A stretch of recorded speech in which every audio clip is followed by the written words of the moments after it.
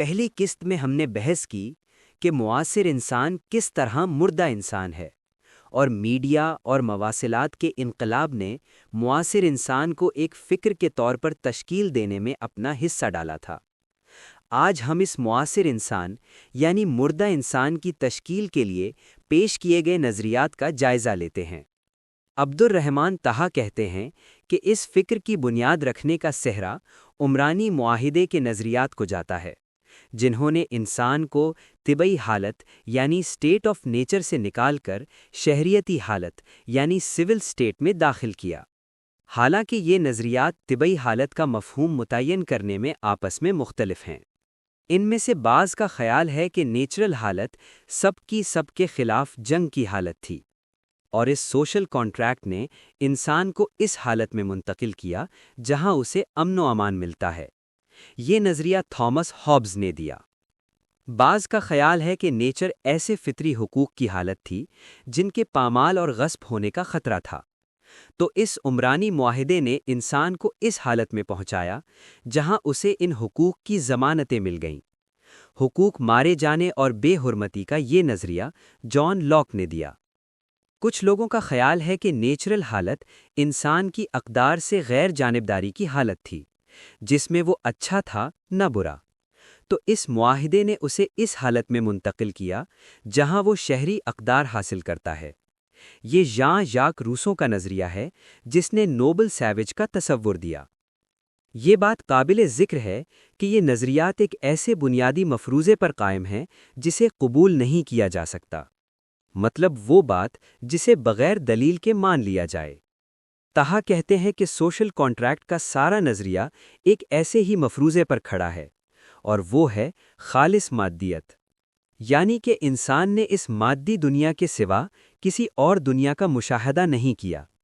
طہا اسے اپنی اصطلاح میں عالم ملکوت کہتے ہیں، اور اس مفروضے پر اپنے اعتراضات کی 3 وجوہات بیان کرتے ہیں۔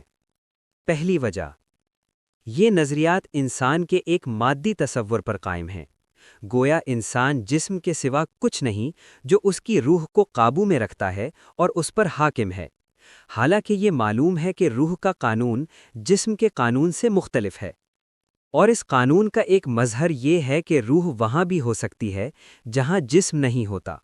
وہ ان چیزوں کے ساتھ سفر کرتی ہے جن کے ساتھ جسم سفر نہیں کرتا، اور وہاں گھومتی پھرتی ہے جہاں جسم نہیں آتا جاتا۔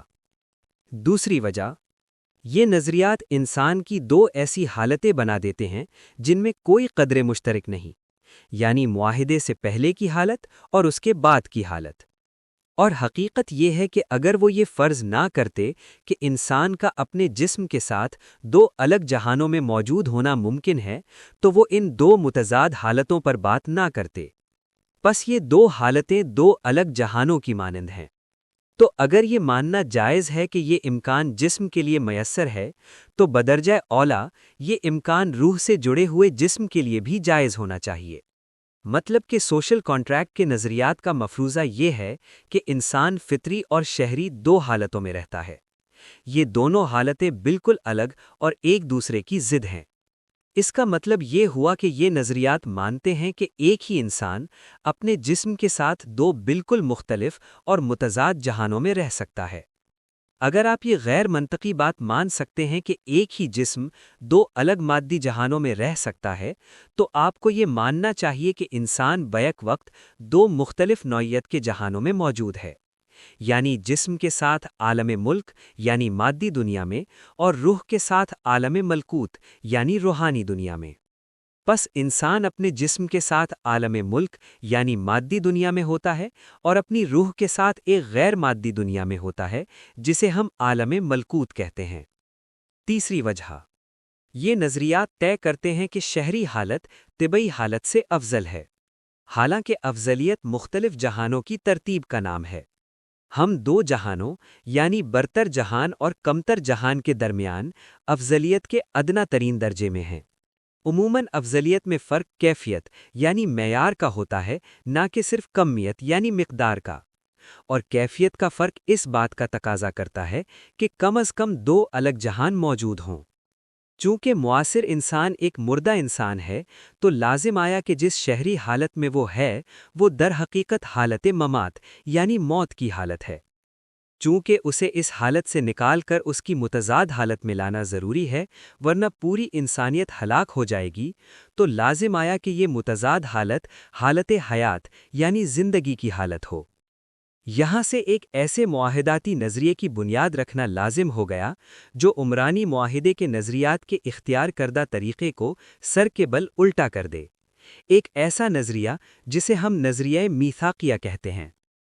یہ نظریہ معاصر انسان کو موت کی حالت سے زندگی کی حالت کی طرف باہمی عہد و پیمان کے ذریعے منتقل کرتا ہے۔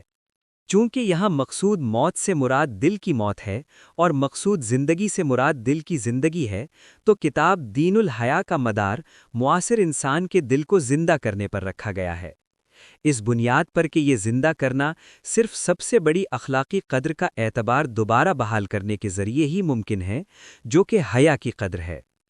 گویا حیا کی قدر ہی حیات یعنی زندگی ہے۔ آج کے لیے اتنا ہی۔ اگلی قسط میں بیان کریں گے کہ طٰہٰ کا نظریہ میثاقیہ کون سے بنیادی پہلوؤں کے حوالے سے نظریہ عقدیہ یعنی سوشل کانٹریکٹ سے مختلف ہے۔ تب تک کے لیے اللہ حافظ۔